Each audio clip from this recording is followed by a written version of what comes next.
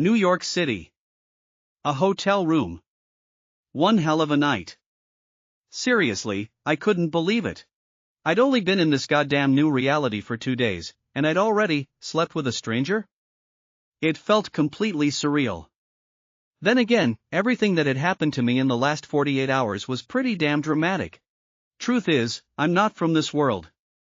Before this, I was just some 9-to-5 corporate drone, grinding away day after day. I just finished arranging the funeral for my grandpa, my last living relative, when the doctors told me I had a terminal illness. Just when I'd pretty much given up on life, figured what's the point, I woke up from a nap, and found myself in this parallel universe. The kicker? The guy in this world not only had my exact name, Alex Miller, but he looked identical to me too. First thing I did? Raced to the nearest hospital for a full checkup. Holding the report that screamed perfectly healthy, I got a little too excited and threw back a few too many drinks. Last night, as I was coming out of the men's room at some upscale bar, someone suddenly grabbed me, pressing me against the wall. Even though I was a bit buzzed, I still vividly remember that face, beautiful to an almost unreal degree. And her figure? Absolutely killer. Skin as smooth and white as porcelain. A total siren, her almond-shaped eyes practically hypnotizing me. Her long, slender fingers gently lifted my chin, her voice like silk. "Hey handsome, I need your help with something." "You game?" Probably Jack Daniels talking, but I blurted out, "Why the hell not?" And then she practically dragged me to a hotel room door, and the moment we were inside, she started unbuttoning my shirt. The rest, as they say, is history. A night of unbridled passion. Click. The bathroom door opened. I instinctively looked over. My eyes met the girl's beautiful gaze, but it was a world away from the seductive allure of last night. Now, it was pure ice. Damn, talk about a quick change. That saying about faces turning on a dime really hit the nail on the head, huh? Isabel Sterling was, in fact, desperately trying to keep her cool. The mere thought of last night sent her heart into a frenzy, like a hummingbird trapped in a shoebox. Who would have thought her 25 years of carefully guarded, well, everything, would be undone by a single glass of Chardonnay? Last night, she'd lost. Utterly. So now, at least in terms of sheer attitude, she absolutely couldn't back down. Isabel shot me a glance, her voice as cold as a New York winter. "Last night, even though I initiated it, you didn't exactly get the short end of the stick. I'll compensate you. We'll call it even." With that, she moved, wincing slightly, picked up her designer handbag from the floor, probably a Gucci or something, and pulled out a checkbook. I watched her back, trying to suppress a smirk. She was really putting on an act. Before Isabel could even put pen to paper, I snatched the checkbook from her hand. She whirled around to see me, who'd been sitting on the bed, now standing right behind her. I let the checkbook flutter to the plush carpet, frowning. No need. Let's try a different approach. As dusk settled over the city, Isabel Sterling groggily opened her eyes. The man was gone from the room, but the events of last night and this morning replayed vividly in her mind, like a movie she couldn't turn off. To think that scoundrel, after sobering up, had actually. And then he'd had the nerve to smirk and say, "Now this makes us even." Isabel's face flushed crimson, and she gritted her teeth. That absolute psycho. He better hope our paths never cross again. The Sterling family penthouse, Upper East Side. Isabel wore a crisp white silk blouse, the collar tied with a delicate bow, perfectly concealing any telltale marks on her neck. Below, a black pencil skirt revealed only her slender, pale ankles. Her thick, dark hair cascaded naturally over her shoulders, the ends slightly curled, complementing her refined features. She looked like a woman who'd stepped straight out of Vogue. Even her silhouette was captivating. Her long, pale fingers held a document, her tone icy as she asked, "So, grandfather's intention is to strong-arm me into going on blind dates?" Her assistant, Anna, stood beside her, replying cautiously, "Miss Sterling, your grandfather said, he's arranged your dates for the next month, until you find someone suitable to marry." Isabel's delicate eyebrows knitted together. Marriage? In her 25 years, the thought had never seriously crossed her mind, okay? If it weren't for last night's completely unexpected incident, she'd never have gotten involved with any man. Thinking of last night. A fresh wave of mortification washed over Isabel. That bastard, just up and vanished? A thought sparked in Isabel's mind. Grandfather wanted her to get married, didn't he? Fine, she'd get married just to spite him. The beautiful woman's eyes narrowed, a glint appearing in their depths. Inform grandfather that I've already found someone to marry. He doesn't need to trouble himself. Anna, standing nearby, was stunned speechless. Miss Sterling, the CEO, a notorious workaholic, had a marriage prospect? How did she not know anything about this? Isabel glanced at her bewildered assistant, her voice low and firm. I need you to handle two things for me. Marriage was just marriage. With whom didn't really matter. Instead of letting her grandfather pick, she might as well choose someone not entirely detestable herself. Sleep with someone and then try to run? Nice try, buddy. I left the hotel and resumed my exploration of this new, bizarre world. As evening approached, I found myself in front of an old, somewhat run-down apartment building in Queens. I went straight up to the third floor and pushed the door open. A glance showed the poker chips still scattered on the table, teacups still steaming. Looked like my mom's card-playing buddies had just cleared out. My mom, Susan Miller, was a slim middle-aged woman. Having divorced my father early on and raised us, me and my sister, single-handedly, she had that street-smart, weary air of a woman who's seen it all. Right then, Susan was on the phone, a wide smile plastered on her face. A girl with prospects like that, what's there to complain about? We should be thrilled she's even considering him, not the other way around. Okay. If this works out, dinner's on me. Hearing the door open, Susan glanced over, then said into the phone, he's back, gotta run. Hanging up, she walked towards me, beaming. Alex, you little rascal, your ship's about to come in. I stood there, completely clueless. I'd only been in this world for 3 days, and the number of conversations I'd had with Susan could be counted on one hand. My understanding of her was based purely on the hazy memories I'd inherited. We weren't close, but at most, I didn't actively dislike her. In my memory, Susan rarely smiled at me like this. My gut told me whatever she was about to say probably wasn't going to be a walk in the park. Your Aunt Carol set you up with someone. The girl's not asking for a dime, doesn't need you to have a fancy apartment, pretty as a picture, and has a great career. After you get married, she'll be the breadwinner, you just have to sit there and look pretty. My foggy brain instantly snapped to attention. What the actual hell? A blind date? I'm pretty sure I'm only 23. What's the goddamn rush? I was a bit speechless. Mom! I never said I wanted to get married. Is this about what you want, mister? A girl with her kind of prospects, if you miss this chance, there won't be another one like it, trust me. I retorted, matchmakers always lay it on thick. Besides, there's no such thing as a free lunch. Even though my past self might have occasionally dreamed of being a kept man, why did these too good to be true things always seem to land squarely on my shoulders? After all, just last night, I'd already been hit by one. Susan shot back, you've always had a silver tongue, son. Being a kept man would suit you down to the ground. Seriously, she was just pulling stuff out of thin air now. Seeing my silence, Susan reached out and tweaked my ear. Don't think I don't know you've got a thing for Jessica's friend, Tiffany Vance. That girl's got her head in the clouds, always looking to climb the social ladder. She's way out of your league, honey.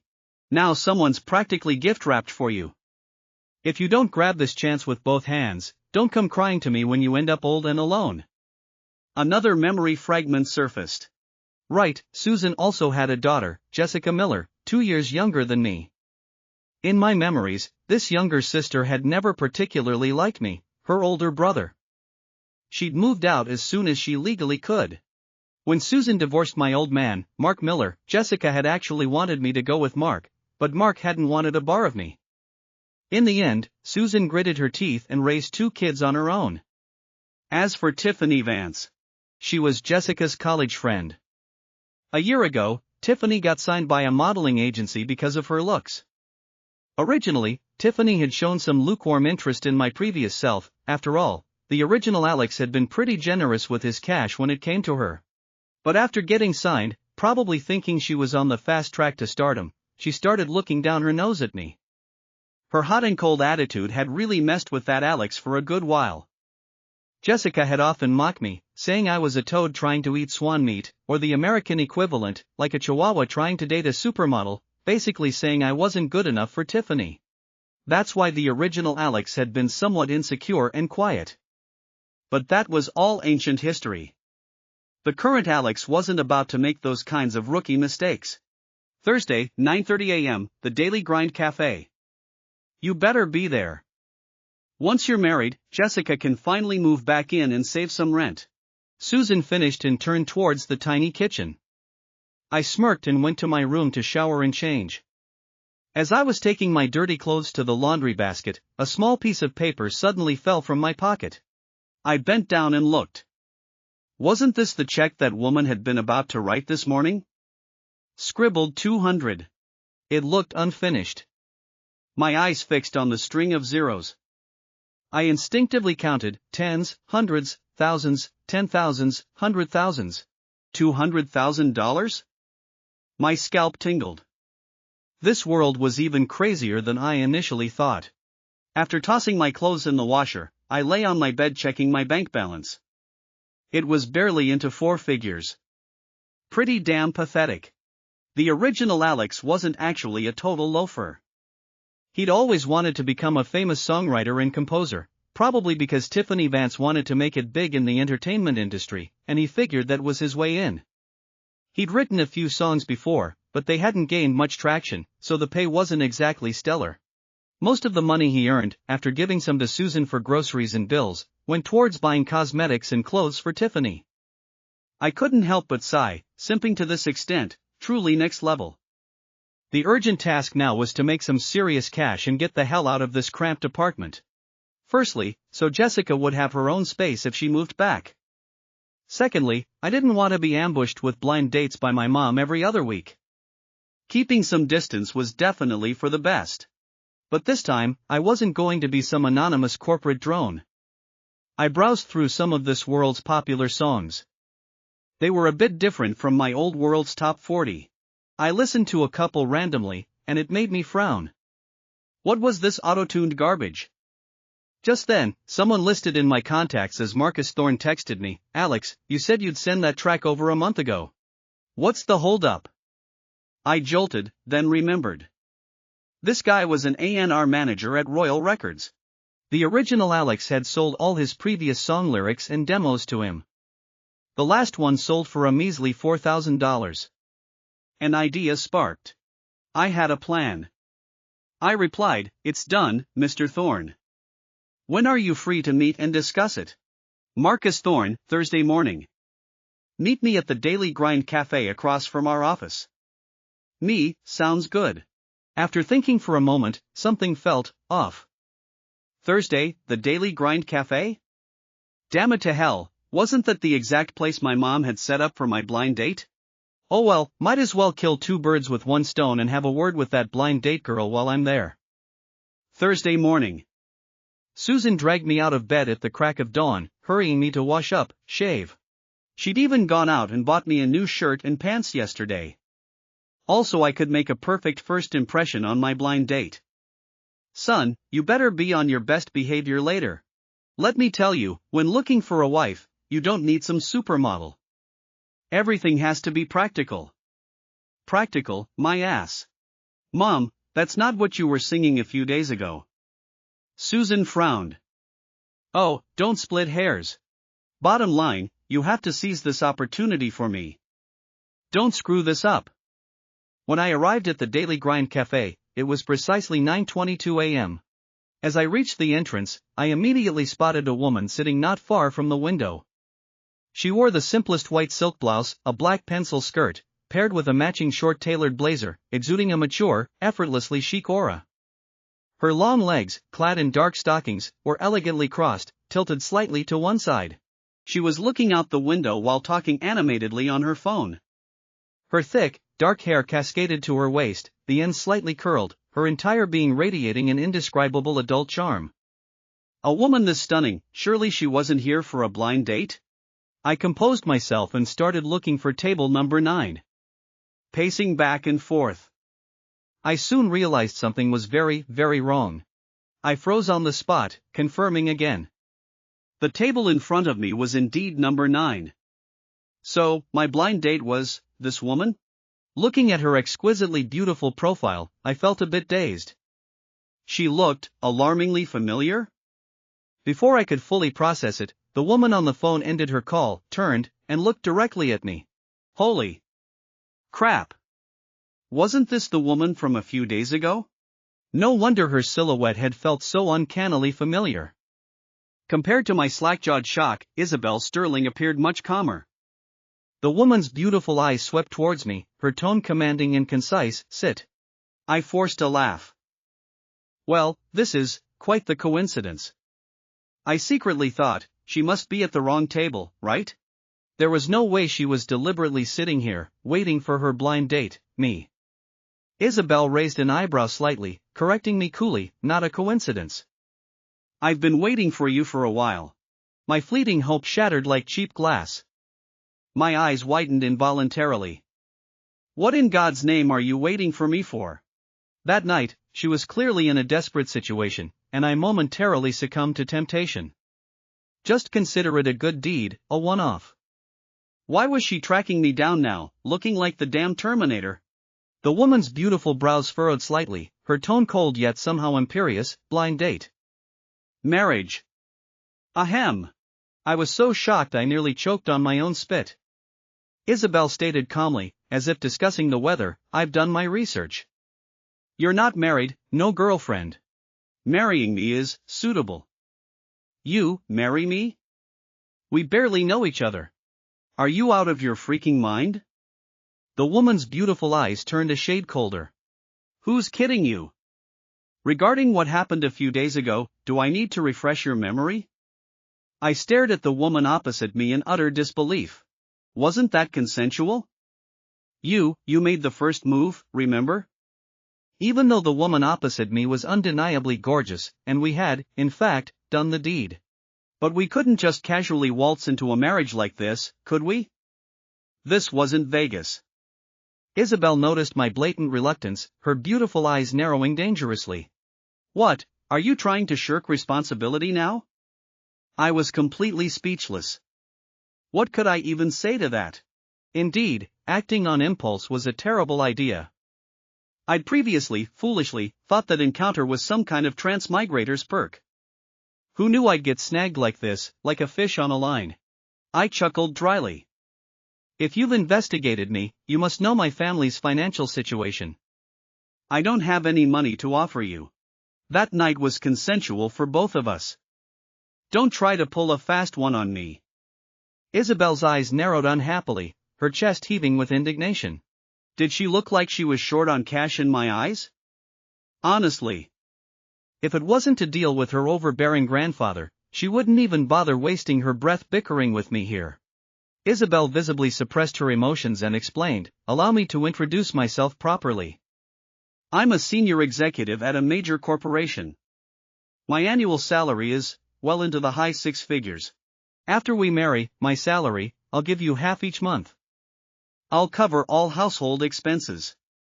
You can choose not to work, I won't restrict your freedom in any way. You just need to cooperate with me in dealing with my family at appropriate times. Naturally, I can also assist you in dealing with your family. It's a mutually beneficial arrangement. We can divorce after 1 year, at which point I'll pay you an additional $1 million. Me, you don't seriously think that just because you have money, you can do whatever the hell you want, do you? Wait a damn minute. Annual salary in the high 6 figures? Half of it to me every month? An extra $1 million after a year's divorce? Was there actually such a ridiculously good deal on the table? At that precise moment, Susan's call came through, her voice booming through the receiver. "Alex, how's it going? If you like her, bring her home for dinner tonight. You two can sit down, discuss things, pick a good date, and get married." I remained silent, a deer in headlights.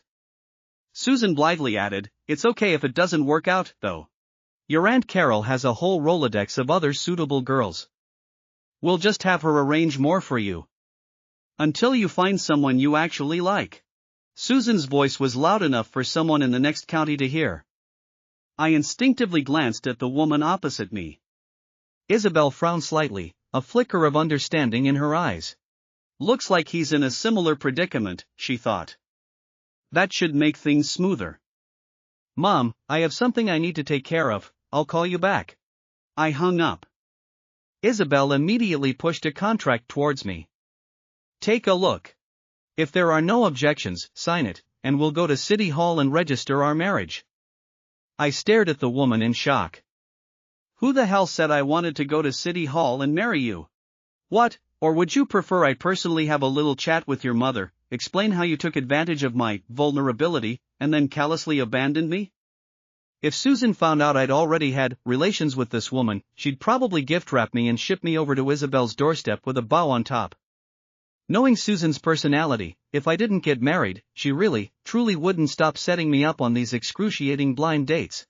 If I absolutely had to choose someone to marry, there really wasn't anyone more suitable, or financially advantageous, than the woman sitting coolly opposite me. A divorce after 1 year. It was a profitable deal with virtually no downside. I frowned, trying to look like I was considering it deeply. I can marry you, but let's get this straight, only for 1 year. And another thing, you better not fall in love with me, got it? Isabel actually scoffed. Who in their right mind would fall in love with you? Dream on. If it wasn't to appease her meddling grandfather, she'd rather remain single for the rest of her life. She certainly wouldn't have hunted me down. Want her to fall for me? Yeah, in his next life, maybe. I quickly called Marcus Thorne, told him something urgent had come up, and rescheduled our meeting. Since I'd anticipated possibly signing something, though not a marriage contract, for crying out loud, I'd brought my ID with me earlier. Conveniently, I didn't need to make a trip back to my apartment for it now. City Hall. When it was time to take the photo for the marriage license, the photographer frowned, looking at the two of us standing practically a zip code apart. Are you two actually here to get married? Standing so far apart, my lens can't even fit you both in the same frame. Why do you look like you're about to face a firing squad instead of each other? Isabel and I glanced at the awkward chasm between us, then stiffly shuffled a few inches closer. Well, truth be told, we were just strangers who had met, under bizarre circumstances, a grand total of twice. Still not right. Miss, what's with the sourpuss? The photographer looked at me, his mind instantly concocting some new melodrama. You didn't use some underhanded means to drag her here, did you, buddy? I'm the one being dragged here, you idiot. I turned my head and shot a look at the woman beside me. Smile, for God's sake. Isabel blinked her beautiful eyes, asking with what seemed like genuine confusion, am I not smiling? Then she offered me a smile. I finally, truly understood why the photographer thought she was being coerced. Her smile was more terrifying than a snarl. Puffing her cheeks and widening her eyes, was that supposed to be a smile? She clearly had some fundamental misconceptions about the mechanics of smiling. You're the one who wanted to drag me here to sign this thing. Can you at least try not to look like you're attending your own funeral? The woman immediately glared back, bristling. Me, nervous? When was I ever nervous? What a joke. She was the acting head of Sterling Industries, a corporate titan in the making. What boardroom battles hadn't she weathered? Just taking a photo for a marriage certificate, and she'd be nervous? Impossible. She was just used to maintaining a serious, professional demeanor at the office, that was all, not nervous. I looked at her haughty, defensive posture inside, completely out of words. Under the photographer's increasingly suspicious gaze, Isabel suddenly looped her arm through mine, beaming a dazzling, almost saccharine smile at the camera. Honey, the woman's beautiful eyes instantly sparkled with 1,000 watts of artificial light. I reflexively put my arm around her slender waist. The two of us faced the camera. Click. The photo was taken. Holding the freshly printed marriage certificate, still warm from the printer, I finally learned that my new, temporary wife was actually 2 years older than me. Isabel Sterling. A face that could launch 1,000 ships? Or in this case, maybe 1,000 hostile takeovers. Those words, used to describe her, were truly no exaggeration. Stepping out of City Hall and back into the New York bustle, Isabel instantly reverted to her default ice queen demeanor. I really, truly wondered if this woman had secretly mastered the art of instantaneous personality transplantation. Okay, here's the Americanized English version of the story segment you provided. I've aimed to capture the tone, details, and flow of your original text while adapting names, locations, and cultural nuances for an American audience. I told Isabel Sterling, look, I can't really bring you back to my place right now. I'm actually in the middle of trying to find a new apartment. Once I get things sorted, I'll let you know. If there's anything you need for the new place, furniture or whatever, just send me a list, and I'll see what I can do. Who would have guessed, Isabel just handed me a set of keys. No need for all that trouble. These are the keys to my penthouse. The address is on the tag. Then, she slipped an American Express black card into my hand, her voice still as cool as a cucumber. For all household expenses, just use this. The monthly limit is $10,000. Buy whatever you think is necessary. My work schedule is usually pretty packed, so I might not have time for these smaller details. Oh, and one more thing, she added, my grandfather is returning from Europe soon. You should probably move in as quickly as possible. I glanced at the leather tag attached to the keys, the Azure Residences, Central Park West. I'd actually browsed Zillow a couple of days ago and stumbled upon this building. It was considered one of the most ultra-luxury, eye-wateringly expensive residential towers in New York City. A penthouse there would undoubtedly be palatial, probably one unit per floor, with a direct view of the park. The amenities would be top-notch, they might even have a private chef on call. Suddenly, I felt like I'd either hit the lottery jackpot or I was being kept by an incredibly wealthy sugar mama. If you've got a screw loose, Jessica, maybe you should see a shrink. Don't stand here spewing nonsense and acting crazy. You. She'd deliberately driven Anna's less conspicuous car today, something 30 grand, probably to avoid unnecessary attention. For the time being, she had no intention of revealing her true, uber-wealthy identity to me. Firstly, she was afraid I'd get culture shock. Secondly, how long this shotgun wedding of ours would actually last was still a massive question mark.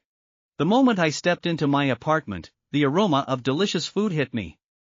By the door, there was a pair of white Converse sneakers, definitely not the kind Susan Miller, my mom, usually wore. I instinctively looked towards the kitchen, just in time to see a young woman emerging with a plate of spaghetti bolognese. She had her hair up in a high ponytail, was wearing a crop top from some indie band, and tight, ripped jeans. Her features were quite pleasant, and her figure was decent, but she had this air of a slightly naive, fresh-out-of-college kid trying a bit too hard to look cool. She bore a slight resemblance to Susan. A memory flashed in my mind, wasn't this my darling little sister, Jessica Miller? The smile on her face vanished the instant she saw me, replaced by her usual sarcastic sneer. Well, look who decided to grace us with his presence. Her Alex, while decent-looking, came from a modest background, and his income was unstable, to say the least. Girls these days were very practical, even a little bit of prettiness made them dream of marrying a millionaire and living a life of luxury. Given their family's circumstances, Alex finding any wife would be a stroke of luck, let alone being choosy. In reality, I didn't have much to pack, mostly just a few changes of clothes and some personal odds and ends, so I was done fairly quickly. Later, at dinner, Susan was all smiles, trying to make conversation. So, if you're already married, why don't you bring her over for a family dinner? I didn't even look up from my plate. She's pretty busy with work. Jessica couldn't miss the opportunity for another jab, her voice sour. Too busy for one dinner? Or is she so hideous you're ashamed to bring her home? I lifted my eyes and shot my darling little sister an ice-cold glare. Only out of respect for Susan did I manage to keep my temper in check. That's enough for you. Susan quickly reprimanded Jessica, then turned back to me, her tone more conciliatory. When you're looking for a wife, the most important thing is to find someone who's a good homemaker, responsible. Looks are secondary, son. She continued, I don't mean anything by it, but she's my new daughter-in-law. As the elder, it's only right that I meet her at least once. When she's less busy, in a while, I'll ask her to come over and visit. Susan's face immediately brightened at that. And don't wait 2 days to move out. Why don't you move in with her tonight? I'll go with you, help you set up your new bedroom, see if you need anything. Susan thought to herself, I still need to go and see things for myself to be at ease. This marriage happened way too fast. She and Jessica's father, Mark Miller, had also had a whirlwind courtship, and then he'd shown his true, awful colors, leading to an inevitable divorce. She didn't want that tragedy to repeat itself with her son. I quickly declined. No, that's not necessary, Mom. I haven't told her you'd be coming. It wouldn't be very convenient for her if you just showed up. Susan conceded that I had a point. All right, then. We can wait a bit. At 3 in the afternoon, under Susan's relentless nagging, I finally dragged my single suitcase out of the apartment. She kept chattering about how no newlywed couple spends their first night apart, that tonight was their crucial wedding night. Regardless of who the other person was, now that they were legally married, they had to live together to nurture their bond. I was at my wit's end and could only agree to move into Isabel Sterling's love nest sooner rather than later. I hailed an Uber on the street and gave the driver the address. The black luxury sedan pulled up in front of the Azure Residences. The high-end penthouse apartment directly overlooked the lake in Central Park, with an enormous, airy balcony. Across the water, the Manhattan skyline loomed, creating a breathtaking panorama. This time of year, the scenery was particularly stunning and romantic. It was clear that woman, my new wife, was seriously capable. This apartment alone was an end goal, a lifelong dream that most ordinary people could never reach, no matter how hard they worked. I opened the apartment door. Immediately, a slightly shrill, bizarre voice squawked from the balcony. Intruder alert! Intruder alert! Bad guy in the house. Moron! Moron! So dumb! So dumb! Hungry! I want ramen! I want pizza! I glanced at the ornate birdcage in the corner of the balcony. The food and water dishes were bone dry. So, I had no choice but to pour some filtered water and then rummage through the kitchen cupboards for a bag of birdseed. The colorful macaw guzzled down a few sips of water, then tilted its head, its round, black eyes scrutinizing the stranger before it. Bad guy. Bad guy. I frowned, trying to reason with it. I'm not a bad guy. I'm your owner's husband, understand? Husband. The silly bird tilted its head again, its expression full of suspicion, then flapped its wings and flew to the other side of the cage, as if to say, I'm not listening to your nonsense, you liar. I couldn't help but feel that this bird, much like my newly acquired temporary wife, was incredibly arrogant, hard to please, and just a little bit exasperating. After stowing my meager belongings in the enormous walk-in closet in the master bedroom, I sent Isabel a text, made it to the Azure. A moment later, another text popped up on my phone from an unknown number. I want to see you. Half an hour, usual spot. No sender ID. Probably a wrong number, I figured, and didn't pay it much attention, deleting it straight away. At that moment, Isabel Sterling was in a plush boardroom at Royal Records, preparing for a tense meeting with the top executives. Her phone had been switched to silent mode beforehand, so she didn't see my message. The woman seated at the head of the table, her face could only be described as a masterpiece of divine creation. Her beauty was radiant, her complexion flawless porcelain, her features exquisitely sculpted and harmonious, even more captivating than any of the A-list celebrities currently gracing magazine covers. Her tailored black power suit hugged her curves, tempering her inherent gentleness and exuding an aura of professionalism, power, and undeniable charisma. Her raven-black, silky hair was swept up into an elegant chignon at the nape of her neck, accentuating her long, graceful neck, further enhancing her mature, intelligent allure that no one could resist. She could embody grace, elegance, and intellect, but she could also transform into an ice queen, so aloof and cold that no one dared approach. A perfect face, a supermodel's body. Combined with that frosty demeanor, she was both dazzling, commanding everyone's attention, and enigmatic, difficult to fathom. Yet, at this very moment, the senior executives, a group of old foxes in the entertainment industry, seated around the table, had no mind to appreciate this nation-toppling beauty. Every single one of them felt uneasy, anxious, as if they were sitting on pins and needles. Marcus Thorne, one of the veteran A&R directors, had been pacing outside the boardroom for half an hour, desperately trying to come up with an excuse to skip this torture session of a meeting. Finally, he opened his call log, found my number, and quickly typed out a message: "I'm free this afternoon. Come over to the Daily Grind Cafe across from the office. We can talk about the contract for your new song." I received the text and replied succinctly, "Okay, Mr. Thorne." After sending the message, I couldn't help but think, why do I keep ending up at this Daily Grind Cafe lately? It's like I'm cursed or something. More than 40 minutes later. I had just reached the entrance of the cafe. Before I could even step inside, a slightly shrill voice called out to me. A slender, somewhat gaunt woman approached. Her makeup was quite heavy, but it couldn't entirely conceal her tired expression. Her features were recognizable, but compared to the temporary wife I had just impulsively married that morning, she was leagues, no, entire universes, apart. They weren't even in the same ballpark. "Alex Miller, what took you so long? I've been waiting here for you for half an hour." I was momentarily stunned, racking my brain, before I finally recognized the woman in front of me as Tiffany Vance, the model original Alex had once been so infatuated with. I frowned in distaste, my tone less than friendly. "What are you waiting for me for?" Tiffany frowned back, her voice laced with annoyance. "Didn't you come here because you got my text? What are you pretending for?" So that strange, unsaved number was Tiffany Vance's? My luck was just rotten today.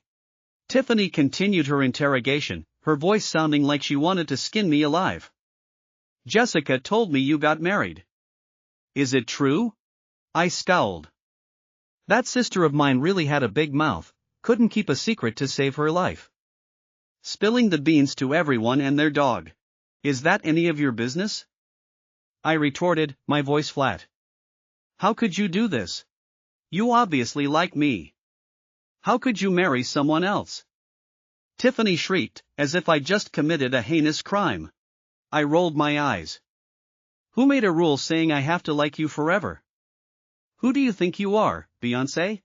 Tiffany was clearly not expecting such a blunt, dismissive response and was shocked speechless. After a long moment, she finally managed to stammer out, even if you're just trying to make me jealous, you shouldn't marry some ugly old woman just for that. We couldn't be lovers, but at least we were close friends. What's wrong with me caring about you a little?" She continued, her voice rising in a dramatic crescendo. "You need to divorce her, now. I don't want to see you torturing yourself like this." I was truly speechless.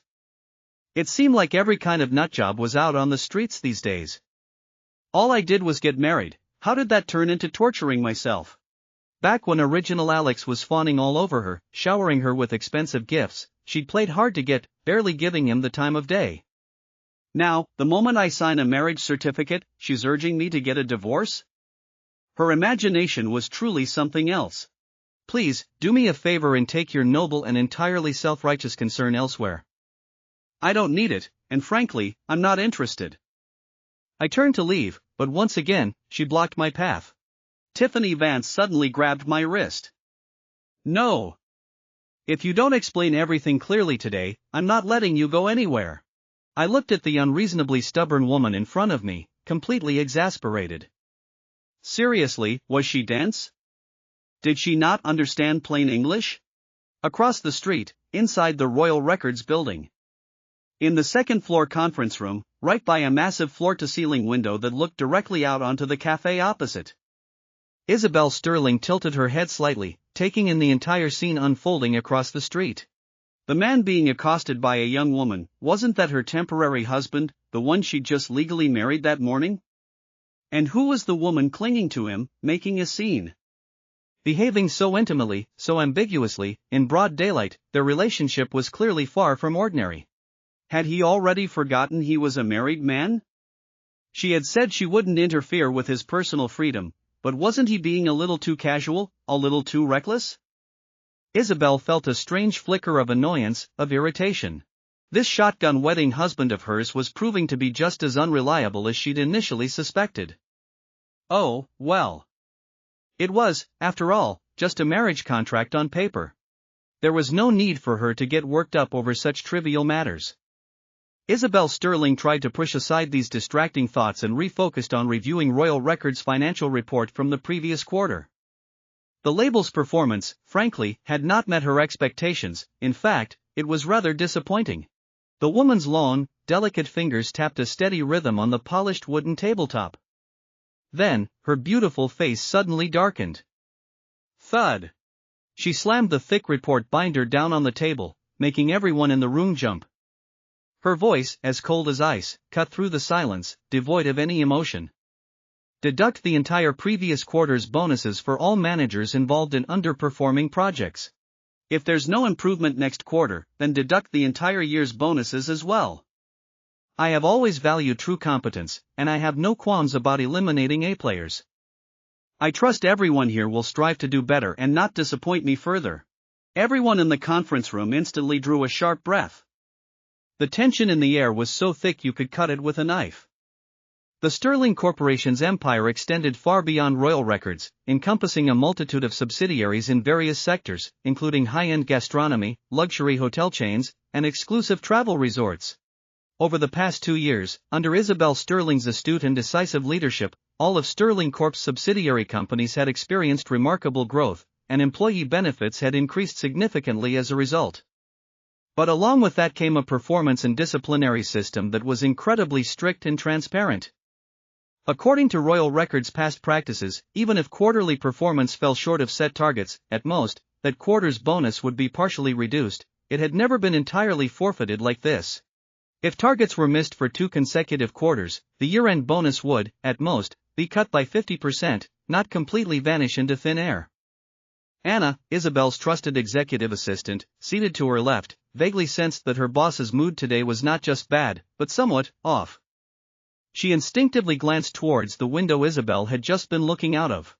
A single glance was all it took for Anna to recognize the man standing across the street. Wasn't that CEO Sterling's shotgun wedding groom from this morning? Anna had personally handled all the background checks and paperwork related to Alex Miller. After completing the marriage registration at City Hall, Isabel had immediately instructed her to send a copy of the marriage certificate to Chairman Sterling, her grandfather. Right now, the girl confronting Alex Miller, who looked suspiciously like Tiffany Vance, seemed to be throwing a tantrum, insisting that Alex divorce his new wife immediately. She was clinging to him, making a scene, preventing him from leaving. To any outside observer, it would undoubtedly look like these two had a very complicated, very intimate relationship. Anna frowned slightly. This temporary fiancé of CEO Sterling certainly had a lot of nerve.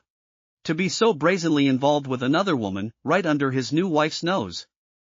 At the entrance of the Daily Grind Cafe, I stared at the relentlessly clinging woman before me, and asked bluntly, without mincing words, "You're so desperate for me to get a divorce.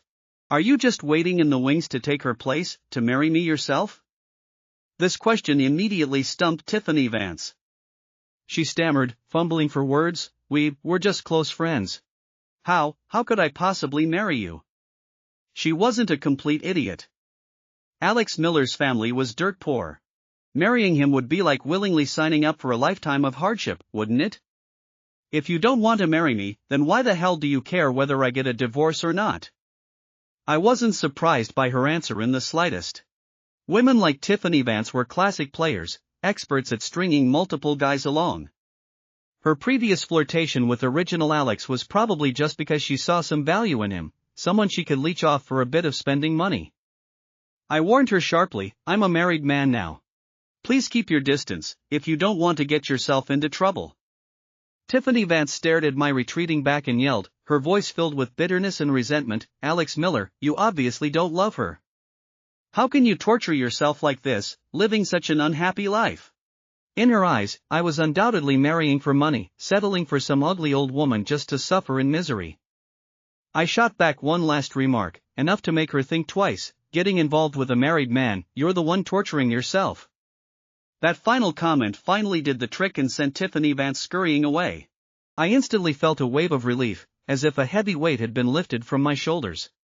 5 minutes later, Marcus Thorne emerged from the Royal Records building to find me. He looked at the new song lyrics I'd written, his eyes wide with delight and surprise.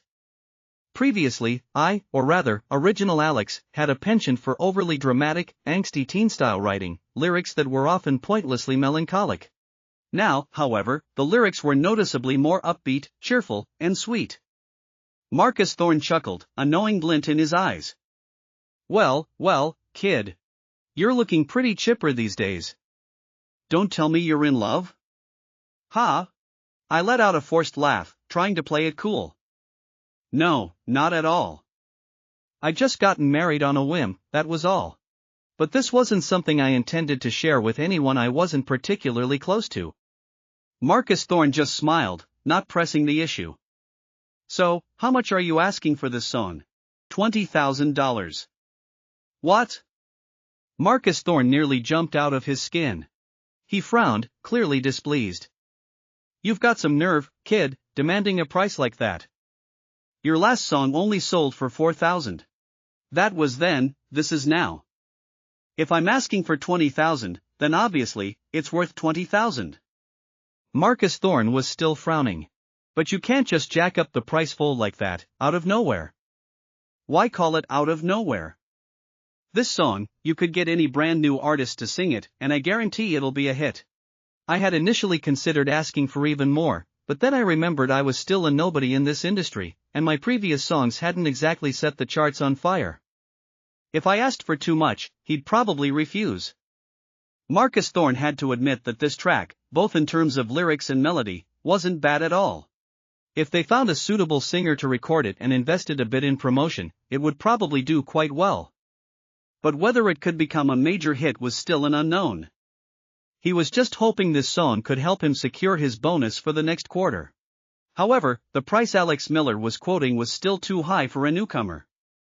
Marcus Thorne shook his head, trying to negotiate. The best I can do is $10,000. If this song performs well, gets a positive market response, then for the next one, I'll definitely give you a better price. In the current songwriting scene, there were certainly writers who commanded higher fees than Alex Miller, but those were all big names, established songwriters with multiple successful hits under their belts. I thought for a moment, then made my final offer. Let's make it $12,000. Any less than that, and I'm afraid I'll have to take this song across the street to Harmony Entertainment. I knew I didn't have much of a reputation yet, so threatening to sell to a competitor was purely a bluff. But if this song became a hit, then naturally, I'd have more bargaining power. You're a sly one, kid. Marcus Thorne burst out laughing, clapping me on the shoulder. All right, $12,000, it's a deal. I'll have the finance department wire you the money later today. After signing the contract, Marcus Thorne hurried back to his office. Just then, Anna and Isabel Sterling emerged from the conference room. Isabel Sterling, though as beautiful as a goddess descended from the heavens, the dream girl of countless male employees in the company, was notoriously strict, meticulous, and demanding in her work. No one dared to slack off or be careless in her presence. Even Marcus Thorne, a seasoned, experienced manager, had to tread carefully and watch his every word around her. Anna noticed the contract in Marcus Thorne's hand and asked curiously, "Just signed a new song deal? Which big shot in the music world required Mr. Thorne to personally handle the signing?" These songwriters, they all have a bit of an ego, think they're the center of the universe, you know. If his lyrics weren't actually pretty good, I wouldn't bother indulging him like this. Marcus Thorne pulled a sheet of paper from the contract folder and handed it to Anna. As it happens, CEO Sterling and Ms. Anna are both here. Why don't you two take a look at this song and tell me what you think? Anna took the paper and carefully handed it to Isabel Sterling. Isabel skimmed through it. In that quiet night, we met by chance beneath a canopy of stars, your eyes met mine, and struck a chord within my heart. Like a burst of fireworks, illuminating that magical moment. The main melody was gentle, easy to sing along to, and the rhythm wasn't bad either. Isabel Sterling rarely offered praise, but she commented, "Not bad." This made Marcus Thorne instantly breathe a sigh of relief. As she handed the sheet music back to Marcus, Isabel deliberately glanced at the songwriter's name printed on it. Changing Seasons. Clearly a pseudonym, she thought. Many songwriters in the industry didn't use their real names. Isabel, however, had no particular interest in finding out who this person really was. Leaving the Royal Records building, Isabel prepared to drive Anna's car back to the Azure residences. In the car, she glanced at her phone and finally saw the text message I had sent earlier. On a whim, Isabel actually texted me back, "Just heading home now. Where are you?" I was currently at a bus stop near the daily grind, waiting for a bus that seemed like it was never going to arrive during rush hour. Seeing her message, I figured I'd ask. Is your company near the daily grind? If it's on your way, could you swing by and pick me up? Then, I conveniently sent Isabel my current location via GPS. Isabel looked at the location I sent, a slight frown creasing her brow. He certainly wasn't shy about asking for favors, was he? She decided she might as well pick me up, if only to see how he planned to explain his reappearance in this particular area. 5 minutes later, Isabel's car pulled up to the bus stop. The window rolled down, revealing the woman's flawless face. Isabel looked at me, still standing there somewhat dazed, and said, "Well, what are you waiting for? Get in." I snapped back to reality, opened the passenger door, and slid in. Is your company really around here? Which one is it? As far as I knew, there weren't many companies in this area that could afford to pay senior management a 7-figure salary. Besides Royal Records and Harmony Entertainment, there was a 5-star hotel and a research firm. I was just nearby for a business meeting, Isabel said, then casually, as if it were an afterthought, asked, "What were you doing around here?" Me, I was also here for a business meeting. Isabel thought to herself, lies without even blinking. Men and their deceptive tongues. Did it go well? She pressed, curious to see how far he'd spin this tale. Very well, actually. Just ran into some lunatic who kept harassing me at the entrance. Isabel flinched slightly. The lunatic he was talking about, could it be the woman she'd seen him with earlier? She feigned indifference. An ex-girlfriend? Whether I have an ex-girlfriend or not, haven't you already done your homework on me? She was just some crazy person. Isabel was now almost certain he was referring to the woman she'd seen that afternoon. She silently reassured herself that her judgment couldn't be that bad. She wouldn't have just randomly picked a complete jerk, would she? They stopped at a red light. She turned on the stereo, and soft, uplifting music filled the car. I glanced skeptically at the woman beside me. Was it my imagination, or did Isabel suddenly seem to be in a better mood? Why, though? Women, truly as unfathomable as trying to find a needle in a haystack. I pointed to an upcoming intersection. Pull over there for a minute later. I need to pick up a few things. Soon, Isabel stopped the car where I'd indicated. She looked out at the noisy, bustling marketplace with a slight grimace. She'd never been to places like this in her entire life. I stood by the car door. Well, get out. Help me carry the groceries. Isabel was taken aback. This was the first time anyone had dared to order her around so directly. I prodded, "Come on, hurry up. Do you want to eat dinner tonight or not?"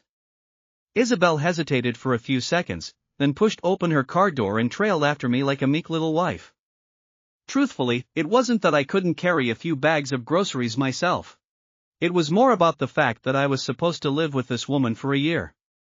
I felt it was necessary for her to understand a bit about my daily habits and, conveniently, to gauge her food preferences. This way, we could minimize potential conflicts and hopefully get through this year peacefully. This was a large, sprawling farmers market, with all sorts of fresh produce, poultry, and seafood. The moment Isabel stepped inside, she was hit by a strong, fishy odor that made her wrinkle her nose. I glanced at her. Don't tell me you've never been to a market before? So what if I haven't? She retorted defensively. I pointed to a vegetable stall not far off. You go get some green vegetables. I'll grab some meat. I'll meet you back there in a bit.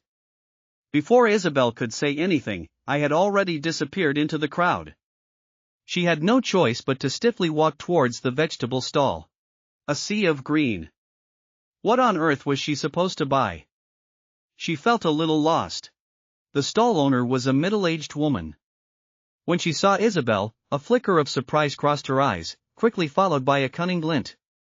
This one looks like she rarely shops for herself. Easy to overcharge her, and no one would be the wiser. The woman smiled broadly. What can I get for you today, dear? Isabel stared blankly at the array of greens. She had no idea what kind of green vegetables I'd meant. Oh well, a little bit of everything then. She gestured vaguely. This, and some of those. A little bit of each, please. You got it, dear.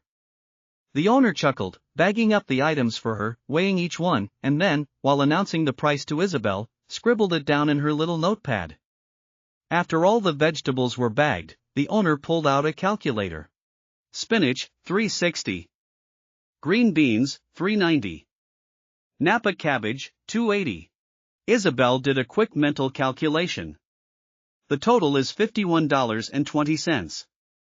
The owner, having just finished her own tally, saw that the amount matched what Isabel said and grinned. My, you've got a good memory, dear. Isabel took the bags, then remembered she hadn't brought her wallet. She stood there, slightly annoyed. The woman, seeing Isabel wasn't paying, frowned. You're not telling me you don't have money to pay, are you? He'll pay you in a minute. The owner shot her a disdainful look and muttered, so pretty, but comes out without any money? Isabel.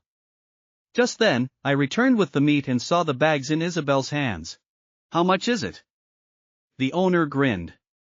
$51.20. Are you paying for her? What? I frowned. All this for over $50? Even though Isabel had bought a variety, the quantity of each was small. It shouldn't have been that expensive. Now listen here, young man, vegetables are expensive this season. They can't be more expensive than gold. How much are your green beans a pound? The owner scowled at me. I've already weighed everything, how am I supposed to remember? Are you going to pay for her or not?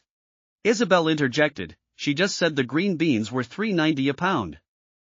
I heard that and smirked. I just asked the stall next door. They're $1.80 a pound. You're telling me these 5 or 6 green beans weigh over 2 pounds? You can't rip people off like that. With that, I took the bags from Isabel and handed them all back to the stall owner. Other customers started murmuring, criticizing the dishonest vendor. The owner, furious, glared at me. Who do you think you are, sticking your nose in other people's business, spouting nonsense? I raised an eyebrow. I'm her husband. You can cheat other people, but you can't cheat my wife. Then, I pulled Isabel over to the next vegetable stall. We'll buy from somewhere else. Isabel hadn't expected the seemingly honest, middle-aged vendor to be so deceitful. She didn't really care about the small amount of money, but she was a little annoyed by the principle of it. Looking at Alex's hand holding her wrist, Isabel felt her cheeks flush inexplicably. Growing up, she had always been the one protecting others. This was the first time someone had stood up for her like this. It felt a little strange. The vendor glared daggers at our retreating backs. Thanks to my public shaming, her other business prospects for the day were probably ruined. I bought a few vegetables at the neighboring stall, then let Isabel out of the market. I made a mental note, definitely couldn't let Isabel go grocery shopping alone in the future. Today she didn't have money, if she had, she would have been scammed without even realizing it. This woman's intelligence seemed to be entirely reserved for her work. Back at the Azure residences. The moment Isabel walked in, the parrot on the balcony started squawking, Izzy's home. The beautiful lady is home. I followed her in with the groceries, and the bird immediately shrieked, bad guy. The big bad guy is back. Even birds are materialistic these days, only know how to suck up to the rich. I walked over to the little creature and corrected it, say it again. I'm a good guy. Good guy. The parrot tilted its head, looked at me for a moment, then blurted out nonsensically, honey bunny. Let's take a bath and go to bed together tonight. Isabel, who had just come out of the kitchen with a glass of water, heard this. I felt an icy glare on my back and knew I was in trouble. This woman wasn't going to think I taught the bird to say that, was she? Stupid bird, you're going to get me killed. From now on, don't say inappropriate things in front of Squawks. He's very smart, you know. Isabel warned me, her face stern. She remembered that Squawks had never said such things before, unless someone had taught him. She looked at me with a hint of embarrassment and accusation. How could this man be like this? Even though they'd had that incident before, it was an accident. And she certainly hadn't specified any conjugal duties in their marriage contract. What kind of person did he take her for? Did he think she'd hired him with money to satisfy her needs? It wasn't me. I just got here this afternoon. How would I have time to teach him stuff like that? Isabel said nothing, but her eyes clearly conveyed her disbelief. Squawks did occasionally string words together randomly, but he'd never said those phrases before. How was it that the moment he arrived, the bird suddenly learned to talk dirty?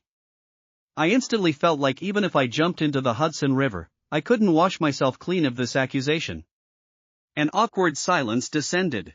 Suddenly, the bird chirped again, "Hubby, let's take a bath and go to bed, okay? I smell so good." I looked at Isabel. Don't tell me you taught him that? Marrying me, you actually have ulterior motives? Isabel glared. What are you thinking? This is just a contract marriage. I have no interest in you. Good, same here. I sell my talents, not my body, okay? For some reason, Isabel felt a surge of anger. Marrying her, he looked so aggrieved, didn't he? She shot a warning look at Squawks. No more inappropriate talk, or I'll pluck your feathers. Squawks, Izzy, beautiful lady. I like you. I looked speechlessly at the bird, which clearly had a strong survival instinct. Even birds knew not to mess with women. Squawks had been a gift from Isabel's best friend, Olivia Chen, before Olivia moved abroad. Initially, he only knew a few simple phrases. Later, the housekeeper had occasionally taught him a bit. Squawks was a fast learner, sometimes spouting nonsensical phrases. But chattering non-stop like today was definitely a first. I went into the kitchen to prepare dinner. I had originally intended to ask Isabel to help wash vegetables, but seeing her on a video call with someone in the living room, I decided against it.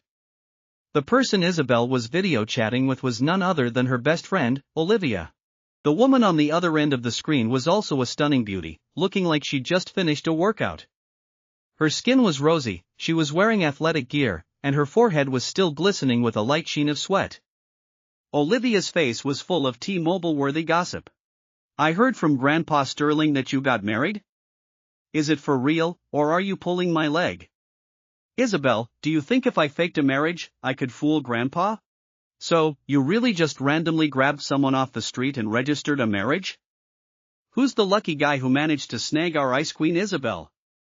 Does he even know he married the nation's goddess? Isabel involuntarily glanced towards the kitchen. Apparently, he doesn't seem to know. Put. Olivia laughed. In that case, your married life is bound to be very interesting. Oh, right, how's Squawks doing? At the mention of Squawks, an unnatural expression flickered across Isabel's face. Olivia, seeing her friend's eyes, immediately guessed something was up. She'd always said Squawks was incredibly smart, he could learn anything you taught him. Yesterday, she'd called the Sterling family's housekeeper, who happened to be moving Squawks to the Azure. So, Olivia had conveniently taught him a few new phrases. He sometimes says inappropriate things. Olivia narrowed her eyes, feigning ignorance. Like what? Isabel coughed lightly. I forgot. Put. A mischievous glint appeared in Olivia's eyes. When I get back, I'll help you retrain him. Oh, and I forgot to tell you, Grandpa Sterling said he's coming back to the States in a few days. You need to be prepared. Absolutely do not let him see through this. Isabel hummed in acknowledgement. If it weren't for her grandfather, she wouldn't have rushed into marriage like this. The thought of her grandfather's impending return gave Isabel another headache. Although the marriage certificate was real, she and Alex had no feelings for each other. She didn't know if her grandfather would see through their charade. After all, she had told her grandfather that she and Alex had been dating for 3 months and were deeply in love, which was why they'd had a whirlwind wedding. Just as she ended the video call, I happened to bring out the food. Dinner's ready. Isabel got up and went into the kitchen to help bring out the dishes. In a short amount of time, I had managed to whip up 3 dishes and a soup. It actually looked pretty decent. She wondered what it tasted like. Isabel hesitated slightly. Maybe she should just order takeout? I handed her a pair of chopsticks. Not hungry? Fine then. Just as I was about to retract the chopsticks, the woman opposite me reached out and took them. Isabel had been in meetings half the day, then traipsed around the market with me for another half. She was actually quite hungry now, her stomach growling uncomfortably. Never mind if it was good or bad, she needed to eat something to fill her stomach first. She tried a piece of the braised cod first. The taste was unexpectedly good, very delicious. The fish was tender and fresh, and the sauce was perfectly seasoned. She also really liked the stir-fried green beans, they were crisp and flavorful. And the mapo tofu was also excellent. While eating, I observed Isabel. It seemed our tastes in food were quite similar, which was good. Seeing someone enjoy the food I'd made put me in a very good mood. As they were finishing up, Isabel looked up and met my gaze. A frosty glint immediately appeared in the woman's eyes. What are you looking at? It seems the food I made suits your palate, doesn't it? I answered her question with another question. Isabel frowned slightly, then said haughtily, "It's passable." He doesn't think that making one dinner can change anything, does he? He and I are just in a contractual marriage, nothing more. After dinner, Isabel stood up and started clearing the dishes into the kitchen. I stared at her retreating back and couldn't help but think, this woman is truly arrogant. When Isabel finished washing the dishes and came out, I wasn't in the living room. It was already dark outside. From the balcony, looking down, she could see the twinkling streetlights below. Looking up, the night sky was full of stars. Isabel went into her bedroom, found a red silk camisole nightgown, and prepared to take a shower. Since she didn't stay here often, the housekeeper periodically cleared out a lot of her clothes. For the current weather, this was the only suitable nightgown left. It seemed to be a gift from Olivia a while back.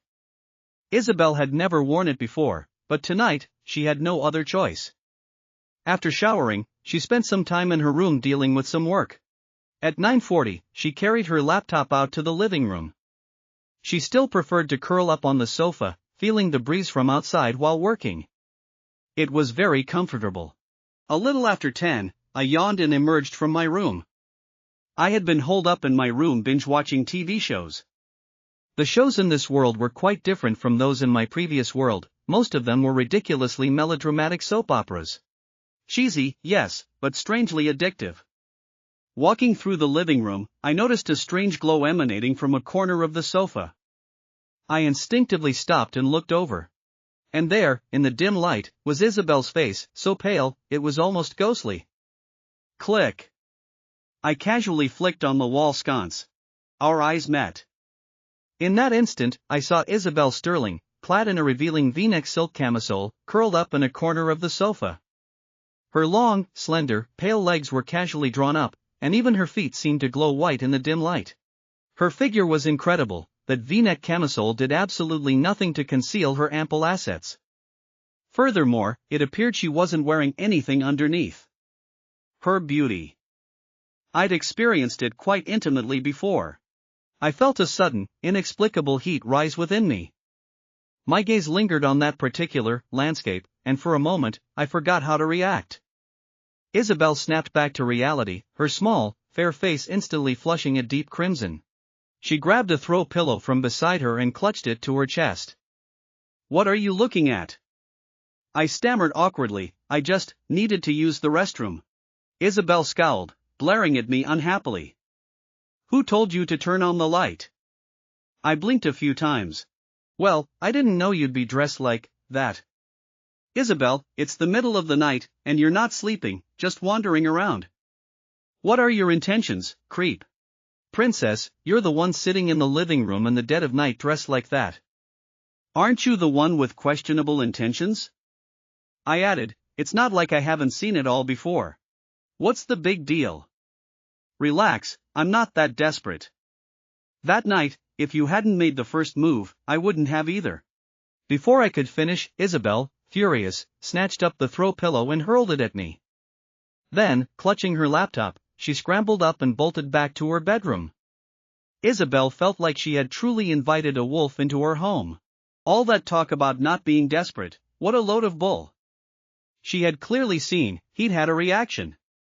Back in the living room, I looked down at my little brother and took a deep, shaky breath. That image just now, even a monk would have broken his vows. Besides, it was a normal physiological reaction. How could I be blamed for it? The next morning, when Isabel woke up, I wasn't in the apartment. This made her unconsciously breathe a sigh of relief. Just thinking about last night's scene, it was so embarrassing she wished she could dig a hole, a 3-bedroom, 1 living room-sized hole, and crawl into it. It was her own carelessness, really. She'd assumed he wouldn't come out at that hour. But then he had the nerve to say something like, he wasn't that desperate? Did that mean her appearance wasn't to his taste at all? The absolute nerve of him. In the kitchen, I had already prepared some oatmeal, a few steamed buns, and there were 2 tea-leaf eggs simmering in a pot. Isabel poured herself a glass of filtered water. Just as she was carrying the water out of the kitchen, I opened the front door and walked in. I was wearing a comfortable tracksuit, looking youthful and energetic. It seemed I had just been out for a walk downstairs. And had I actually taken Squawks with me? Squawks was perched on my shoulder, looking remarkably well behaved. He looked like he had already become quite chummy with me. Isabel thought to herself, what a wolf in sheep's clothing. How long has this guy even been here? And the birds already this friendly with him? I explained, Squawks was chirping up a storm early this morning. I was afraid he'd wake you, so I took him out for a walk. You don't mind, do you? Isabel hadn't expected me to say that and was a little surprised. She shook her head. No, I don't mind. I smiled. Then I'll take him down for walks more often. Isabel said nothing, which I took as a tacit agreement. Squawks did indeed love going out for walks, but previously, it had always been the housekeeper who took him. The Azure Residences didn't have a live-in housekeeper, so if I could walk him, that would be great. I placed the bird back in his cage, then turned to wash my hands. Squawks seemed to be in a good mood. After taking a few sips of water, he started chattering again. In a strangely sing-song voice, he said, Daddy's the best. I love you, Daddy. Isabel frowned, looking at the little creature in the cage. Who taught you that? Squawks continued to babble, Mommy, give Daddy a kiss. Just then, I finished washing my hands and brought out breakfast. Our eyes met. I quickly explained, it wasn't me who taught him. He probably picked it up from some kids downstairs just now. Isabel clearly didn't believe me. If last night was a coincidence, how could this morning be explained? There couldn't be that many coincidences. Had Squawks really become self-taught? As smart as he was still just a bird. A suspicion began to form in her mind, could it be that Alex Miller, knowing she was very wealthy, no longer wanted a divorce? Ha! Men. I looked at Isabel's expression and felt a bit helpless. Fine, she could think whatever she wanted. We were getting divorced in a year anyway. After breakfast, Isabel left for work. As she reached the underground parking garage, she happened to run into a family of 3. Young parents, holding a little girl about 3 or 4 years old. The little girl was fair-skinned and chubby, and her voice was incredibly sweet and soft. Her big, round, sparkling eyes looked at Isabel. Miss, you're so pretty. Isabel looked at the little girl and smiled. You're very pretty too. Hearing this, the little girl beamed. Mommy, the pretty lady said I'm pretty. The man beside the woman looked dotingly at his precious daughter. Our little darling has always been very pretty. Daddy's the best. I love you, Daddy. Then she turned to the young woman. Mommy, give Daddy a kiss. The man immediately leaned in, awaiting his reward. The young woman, embarrassed, glanced at Isabel and chuckled. I'll owe you one. Kisses at home later. The little girl then chirped happily, Mommy, can we get a talking bird too? Isabel couldn't help but recall the 2 phrases the little girl had just said. Weren't those the exact 2 things Squawks had said this morning? It couldn't be that much of a coincidence. So, she had misunderstood me? After lunch, I sat in the study for a while. I managed to write 2 more songs. I didn't plan on releasing these just yet, I wanted to see how the one Marcus Thorne was producing would be received first. Marcus had already wired me the money yesterday, and since household expenses were covered, and Isabel had given me that credit card, I wasn't short on cash for the time being. I sat in the study and browsed through some of this world's TV shows again. Ugh, it was truly eye-bleeding stuff. It was either family drama or over-the-top, cheesy CEO falls for poor girl romances. I searched for some of the hit shows from the past few years. It seemed like fantasy epics weren't very popular in this world. There weren't any blockbuster fantasy scripts. Compared to fantasy, urban dramas and family melodramas were much more favored. Even online novel copyrights didn't sell many fantasy titles. Ultimately, the investment cost for fantasy films was significant, and the post-production special effects were relatively complex. Ordinary small companies wouldn't dare to film them. Royal Records had apparently tried to collect fantasy scripts from all over the internet 2 years ago, but the results were unsatisfactory, so they shelved the idea. Harmony Entertainment had filmed one 3 years ago, and it had flopped spectacularly, without a trace. For the past 3 or 4 years, these two were the only major players in the entertainment industry.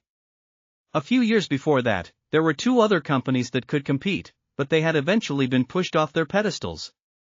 Suddenly, a news item related to Harmony Entertainment popped up on my computer.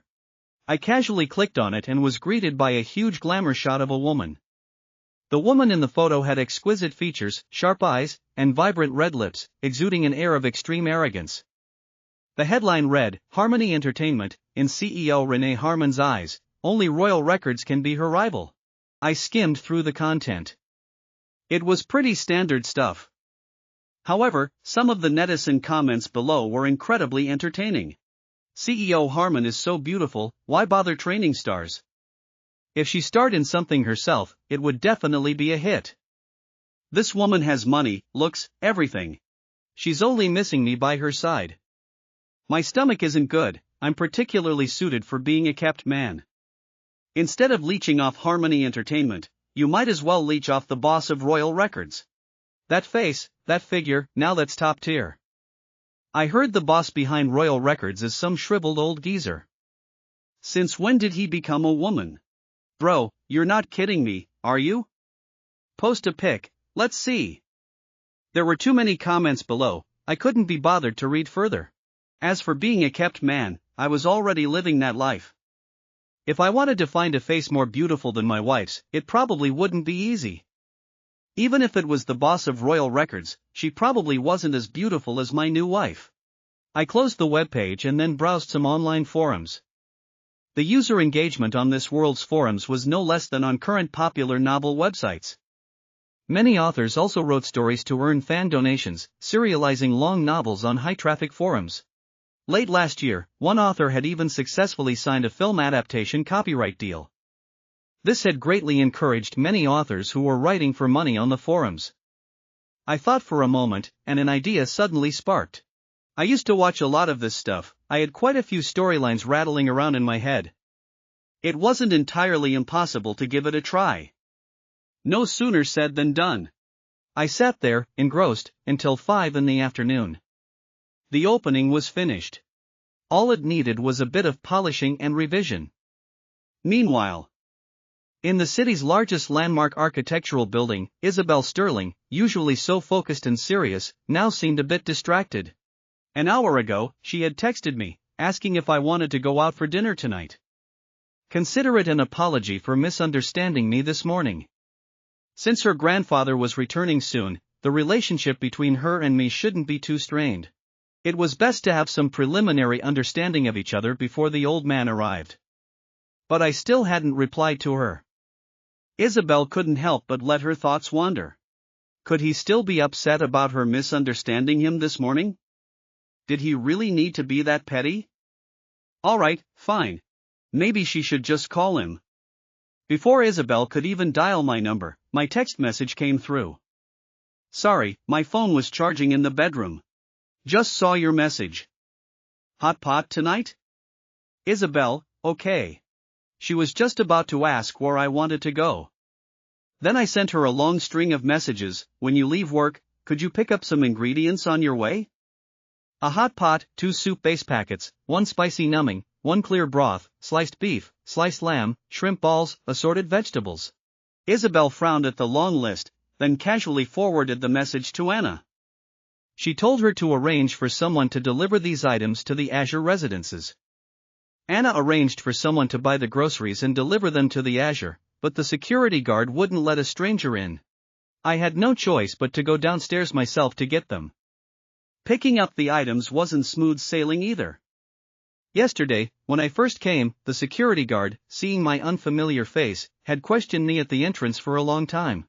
After much back and forth, he had reluctantly let me in. This morning, it was a different security guard, a man in his late 20s or early 30s. When I told him I was a resident of apartment 26A, his face clearly showed disbelief. The guard said he'd been working here for 2 years. The resident of 26A rarely came, and whenever she did, she was always alone. Because that woman was truly stunning, and looked very wealthy, he remembered her clearly. But I was dressed too casually, not at all like the owner of such a luxurious apartment. There had been news reports before about squatters secretly living in unoccupied mansions for years. Thinking this, the guard's gaze on me became even stranger. You have to prove you're a resident of the 26th floor. Otherwise, you can't take these things, and you can't come in here anymore. I dangled the key fob in my hand, exasperated. Isn't this the best proof? The guard shook his head. No way. Who knows if you just found those? I was utterly speechless. This guy's imagination was truly something else. Just then, Isabel drove in. The woman spotted me standing at the entrance, rolled down her window, and looked at me. The moment the guard saw her face, he froze on the spot. Then, with a schadenfreude-filled smirk, he said to me, "The resident of the 26th floor is here now. Let's see how you're going to talk your way out of this. Trespassing is a criminal offense, you know. Get ready for jail time." Isabel parked her car beside me and asked, frowning, "What's wrong?" The guard, completely oblivious, didn't realize she was talking to me. He eagerly stepped forward, his face eager to take credit. "You're the resident of the 26th floor, right? There's a suspicious character here, insisting he lives on the 26th floor, trying to take your delivery. For your property's safety, I didn't let him take it." I watched the security guard with amusement. I wasn't in a hurry, I just let this kid continue his little drama. Isabel frowned. "Actually, he is a resident of the 26th floor. Give the items to him." The guard was visibly stunned. He suspected he had misheard. Unwilling to give up, he asked again, "Is he your newly hired bodyguard?" He desperately wanted to say, "I can be a bodyguard too." Just when I thought the woman would say yes.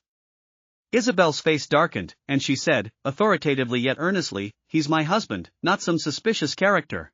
Don't let this happen again." The guard's expression could no longer be described as merely astonished. It was like an earthquake, magnitude 8. Even I was surprised. After all, we were only in a contract marriage. I hadn't expected Isabel to admit it so openly. The guard helped me load the groceries into the car, his eyes clearly full of resentment as he looked at me. Who wouldn't want to live off a rich woman? How did this lucky punk manage to snag her? After I got in the car, Isabel drove into the underground parking garage. In the car, I thanked Isabel. "Thanks for that, back there." Isabel frowned. "It's nothing. You're my person. I can't let people bully you."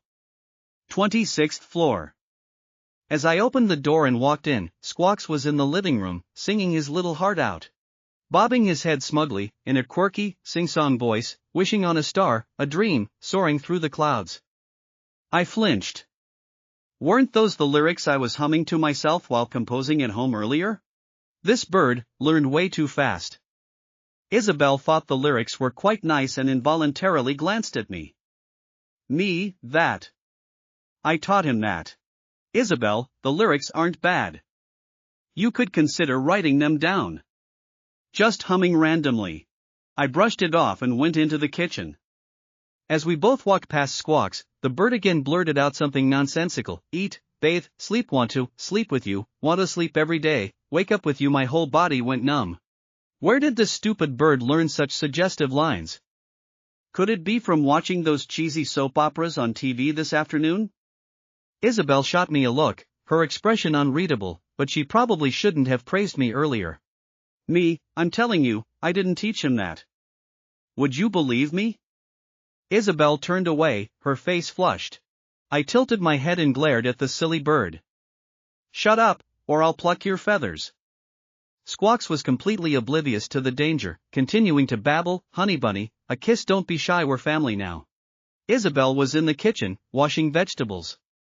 As I washed the pot, I asked, "I'll make the dipping sauce later. Can you handle minced garlic and chili?" I lifted the lid of the pressure cooker beside us, and a fragrant aroma of chicken broth wafted out. Stirring it twice with a ladle, I asked, "We'll use this broth for the hot pot base, okay?" "Oh, right, are you on a diet or anything?" Some women were very strict about their diet to maintain their figure, so I thought I'd ask. "I eat," Isabel replied curtly. The hot pot ingredients were almost ready, and the broth was boiling. I carried the vegetables Isabel had washed to the dining table, then added some to the pot. When they were nearly cooked, I used my chopsticks to serve some to Isabel.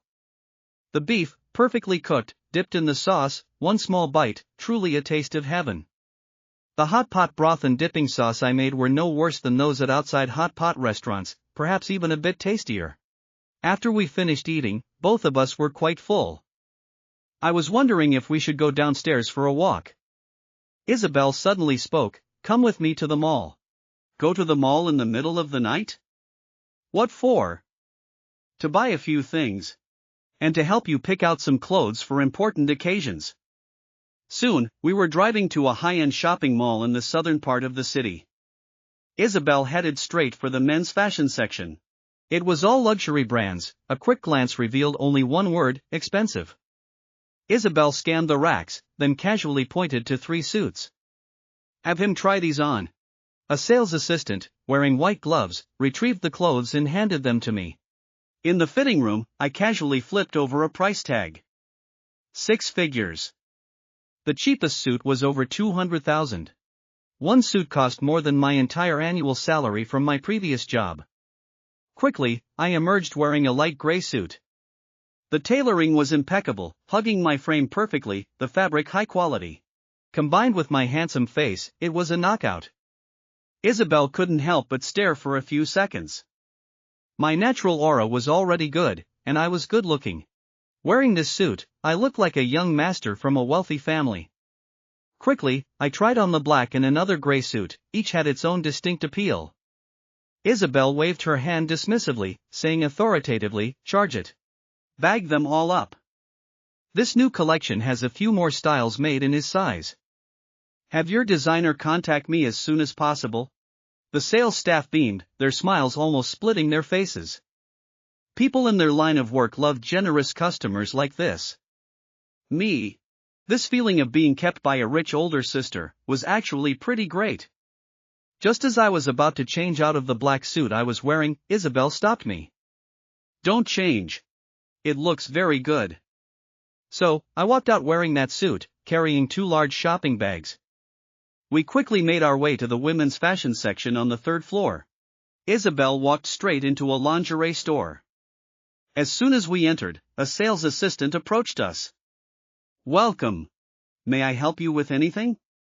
Isabel said nothing, which was taken as a silent affirmation. The sales assistant gestured towards a display case. "The set on the mannequin is our main feature for this quarter, and also our bestseller this month." Isabel involuntarily looked over. It was a somewhat provocative, sexy red lingerie set. Lace trim, very little fabric. This wasn't for everyday wear, it was probably for special occasions. She inexplicably felt her face heat up. The sales assistant, noticing Isabel's embarrassment, looked at me.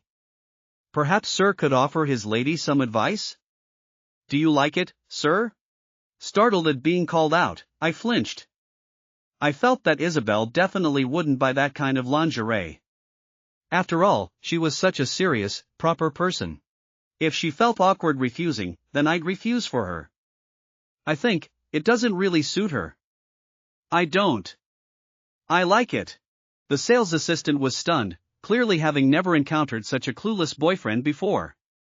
Just when she thought the sale was about to fall through, Isabel suddenly spoke, "Why wouldn't it suit me? I think it's very beautiful." On what grounds did he not like it, and therefore assume it wouldn't suit her? Did he think she couldn't pull off the look like the model?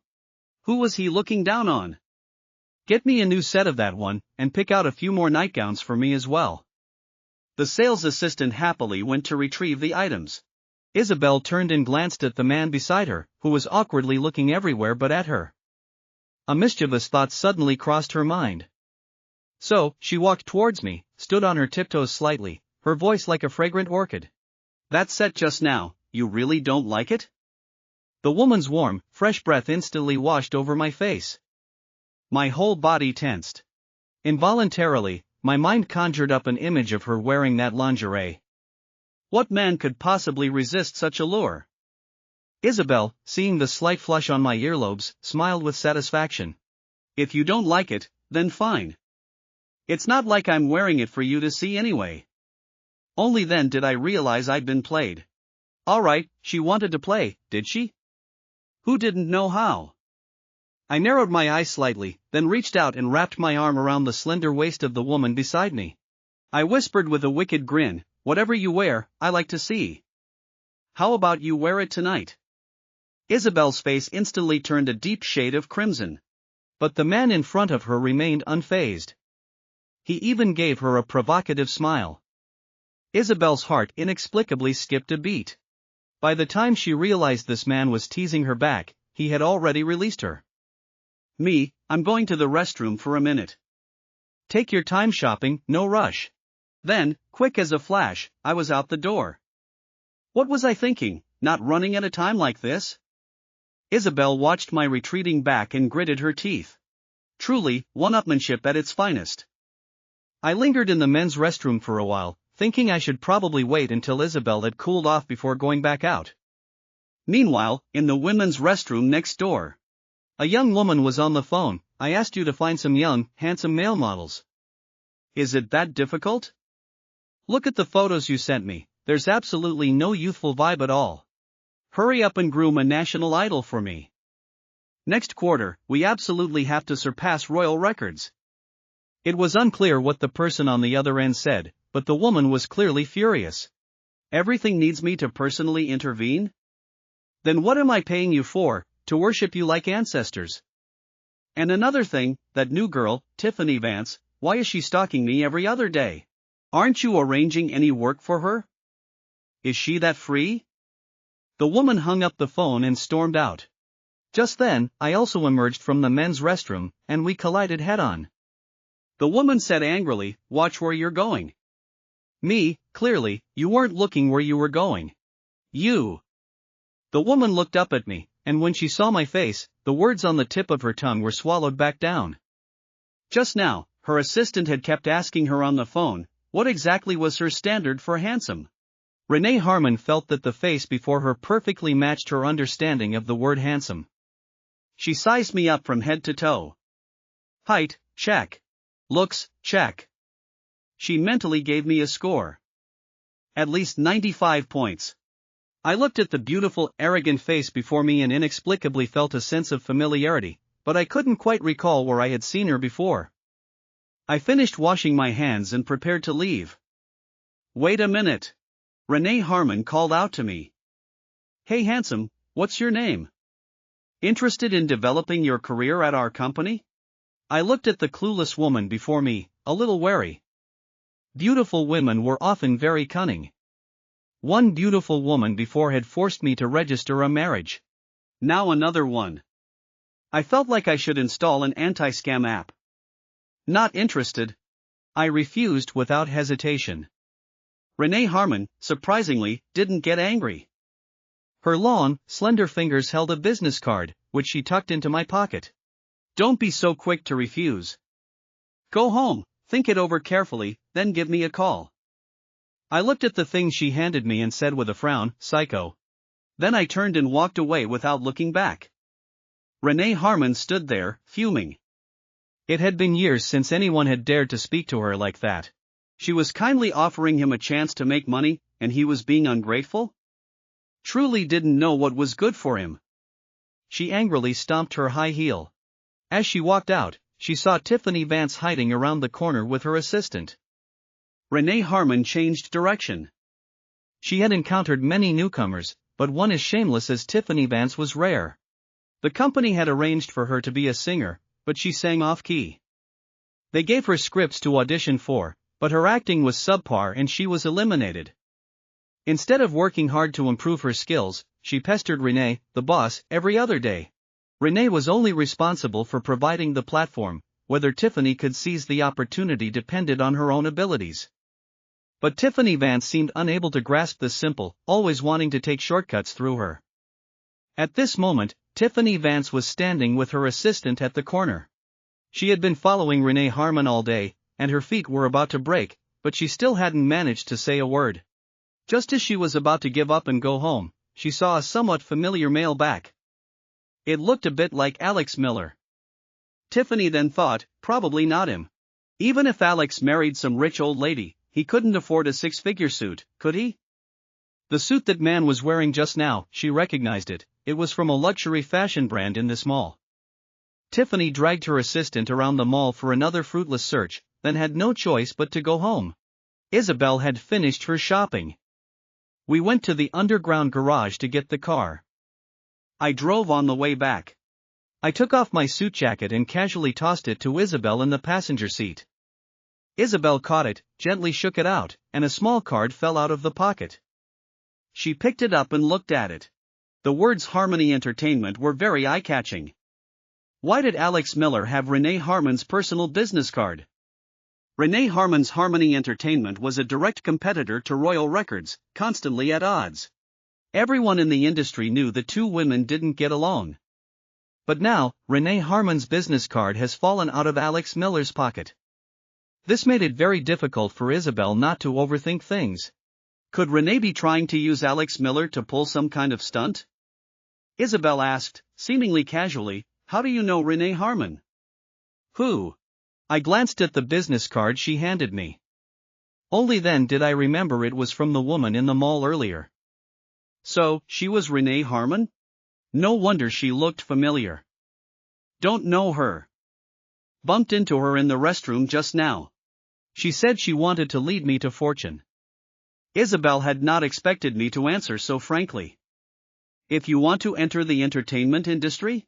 Actually, not interested. I cut her off without a second thought. Help me throw that business card away. In my previous life, I was a corporate dog. In this life, did I want to be a celebrity dog for capitalists too? No matter how glamorous and beautiful celebrities were, they were just tools for capitalists to make money. Being my own boss, wasn't that much better? Isabel, seeing my nonchalant expression, felt that she had probably been overthinking things. But Alex Miller's face, he really did have the potential to become a star. But if he wasn't interested, then so be it. It wasn't like she couldn't support him anyway. Wait a minute, what was she thinking? They were in a contract marriage. They would be divorced in a year. The Azure Residences. I opened the door and carried the shopping bags into the bedroom. Squawks flapped his wings lightly, waddled a few steps in his cage, and then started babbling again. Ha ha ha, Cluck giggled, that thirsty want water giggle. I walked over and glanced at him. The water dish still had water, he was clearly just talking nonsense. Stop squawking. Are you a chicken? Squawks, shameless, you're so deceitful me, if you keep talking nonsense, I'll find you a wife. Squawks, a wife? Not taking her if she's not pretty, not taking her if she has no money. Me, you're being picky now? A bird with so many demands? Squawks, ha ha ha, that, oh my god, I'm so smart I want to go to college. I frowned. Silly bird, you're off topic. Squawks, go to sleep, good night, I'm a divine bird. I just wanted to say, even birds these days are so shameless. Back in my room, I didn't go to bed right away. I opened the forum.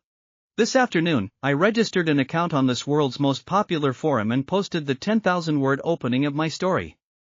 Several hours had passed, I wanted to see how it was doing. As soon as I logged in, a notification popped up. countless unread messages. I clicked it open. First time reading a novel in this genre, the opening is already explosive. Keep it up. Where did the author go? This many words isn't even enough to fill the gaps between my teeth. That's it? So short and weak. Friend, I suggest you send your manuscript to my inbox. I'll help everyone preview it to see if it's a work worth reading. Most of them were urging for new chapters, a few were just curious passers-by. What's going on? Why is this post so hot on the forum? Damn it, with writing this good, why not go to the famous Bamboo Grove novel website? Why write for free here? Friend, you're welcome to join our free novel group, group number 156. Out of curiosity, I searched for that group number. It was indeed this forum's group. As soon as I joined, someone named Big Bad Wolf had mentioned me. Are you the author of the fantasy novel Can't Be a God, nicknamed Honeycake?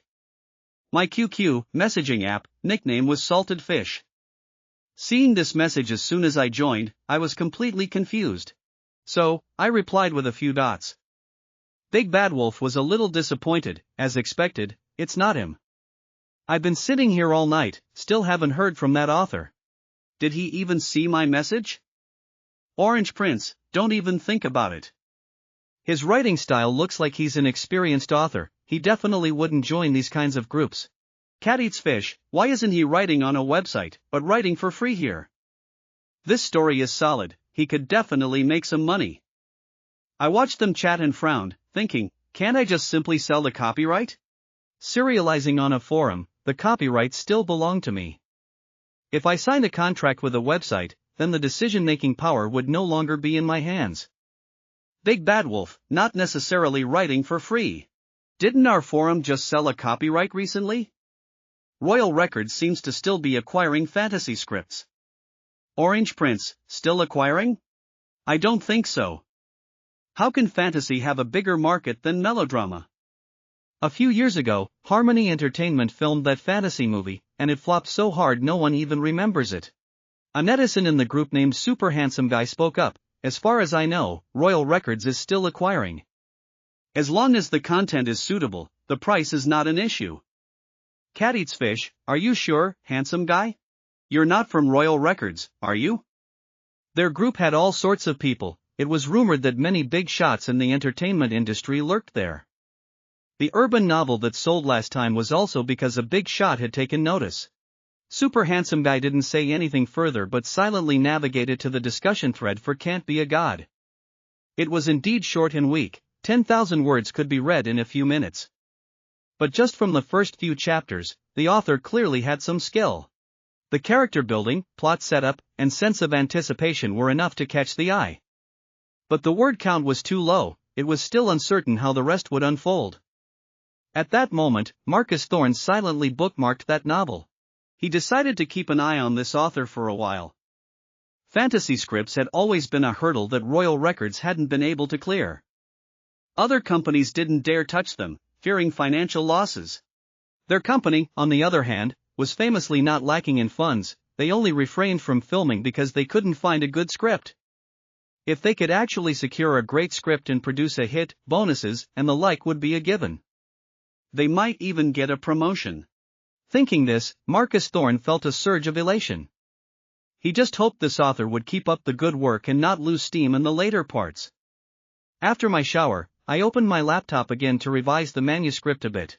Meanwhile, Isabel Sterling was in her room, preparing for her own bath. She filled the large soaking tub with water, scattered rose petals, poured in some moisturizing bath milk, and soaked for a good 20 minutes. It was only when she wanted to get up and rinse off the soap suds that she discovered the faucet was broken, no hot water. Looking at her soap-covered hair and body in the mirror, Isabel felt her head spin. After a moment's hesitation, she wrapped herself in a bathrobe, opened her bedroom door, and tiptoed out.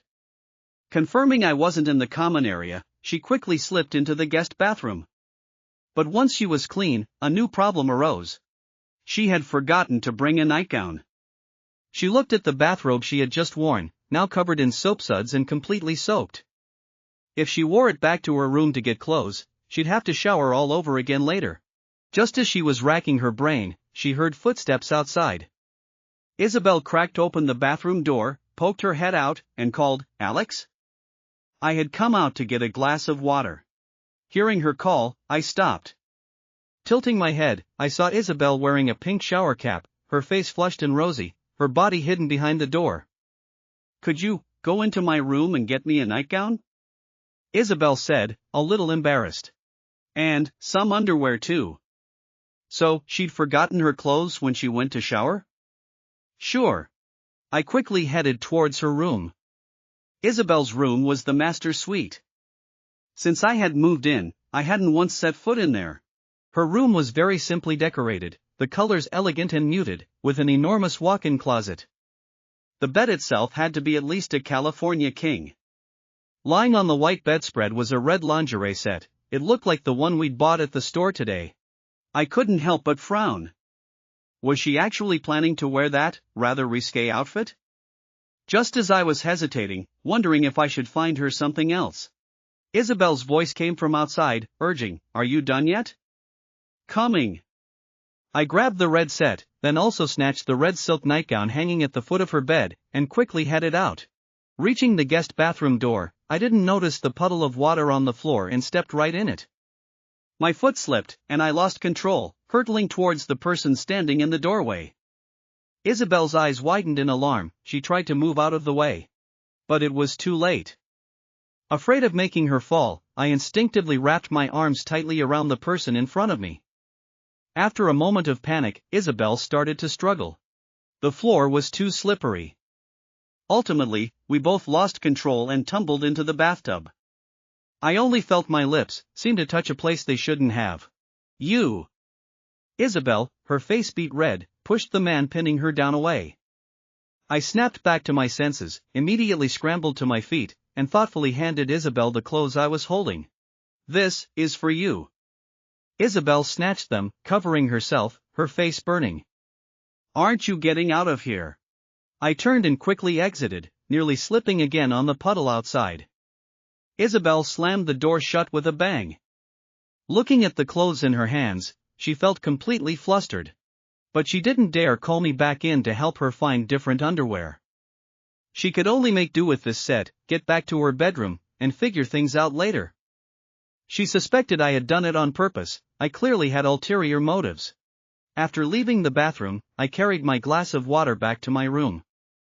Thinking about the scene just now, I couldn't help but blush a little myself. But I really hadn't done it on purpose. Before going to sleep, I posted the remaining 10,000 words of the opening to my story. Early the next morning, I was awakened by my phone ringing.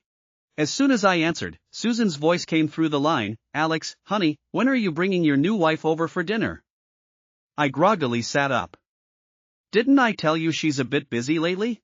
After what happened last night, that embarrassing incident, I really didn't dare approach that woman to talk about this now. "Susan, just bring her over for one meal. You can leave right after you eat.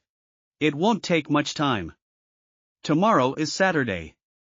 She's definitely off, right? So, tomorrow night it is."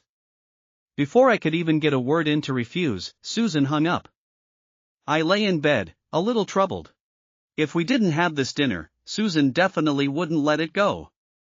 Before we got married, we had agreed to help each other deal with our respective families. Technically, I could totally make this request of Isabel. But then there was that little incident last night, wasn't there?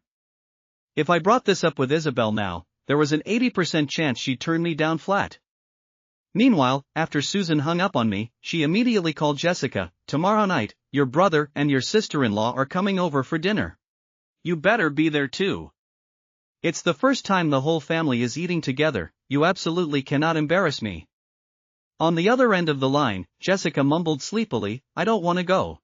Seeing Alex with some ugly old hag will ruin my appetite. If you want to eat with them, you go ahead." "Nonsense. No matter what, she's your sister-in-law. You absolutely have to be there for me. If you don't come, then don't ever come home again." After delivering her threat, Susan hung up. Jessica was fuming. She immediately sent me a text. "What, married some ugly old hag and you're actually proud of it? Now you have to parade her around, making Mom and me suffer the neighbors' ridicule because of you?" I was just about to drift back to sleep when I saw this message and was instantly wide awake. Susan had even notified Jessica? It seemed like tomorrow night's dinner was unavoidable. I texted Jessica back, "With your looks, you dare call someone else ugly? Go find a mirror and take a good look at yourself." It was because original Alex had always given in to her that Jessica had developed such an entitled, bratty personality. The current Alex didn't have original Alex's good temper. Jessica quickly texted back, "Keep talking tough. I'm waiting to see what kind of trash you manage to marry. Me, better looking and more accomplished than you, anyway." By now, I was completely awake, so I decided to just get out of bed. I was originally planning to take Squawks downstairs for a walk. Unexpectedly, as soon as I stepped out, I ran into Isabel. She was on the phone with someone. "Send someone over to the Azure Residences. I need them to look at the showerhead in my room, it's not producing any water." I finally understood why she had forgotten her nightgown yesterday. The shower must have broken mid-bath, which was why she had rushed out to the guest bathroom. Isabel gave a few more instructions and then hung up. She looked up at me, her eyes less than friendly. I opened my mouth awkwardly. "Morning. About yesterday. I didn't do it on purpose." The woman stood there with her arms crossed, looking at me unhappily. "He dared to bring up yesterday?" Isabel frowned. "Not on purpose, so it was intentional?" "It really wasn't. I swear, it was just an accident." Seeing me deny it so vehemently, Isabel grew even angrier. Wasn't he implicitly telling her he wasn't interested in her? In his eyes, was she that insignificant? He'd seen everything, kissed her, and now he was saying things like this to provoke her? This was, frankly, a subtle insult. I was about to say something else, but Isabel brushed past me and headed straight for the door. She slipped on her heels, preparing to leave. I walked over and asked, "So, are you free tomorrow?" Isabel walked out without looking back. "Not free." Slam. The door shut. I could only sigh helplessly. A woman's heart is an ocean of secrets. Isabel's heart was definitely a diamond, ever-changing, utterly unpredictable. Just the day before, she had been gently taking me shopping for clothes in the evening, and this morning, she was acting as if we were mortal enemies. When Isabel arrived at the office, apart from the security guard, not a single employee was there yet. The security guard, seeing CEO Sterling approaching with a murderous expression, was so startled he snapped to attention, forgetting even to greet her.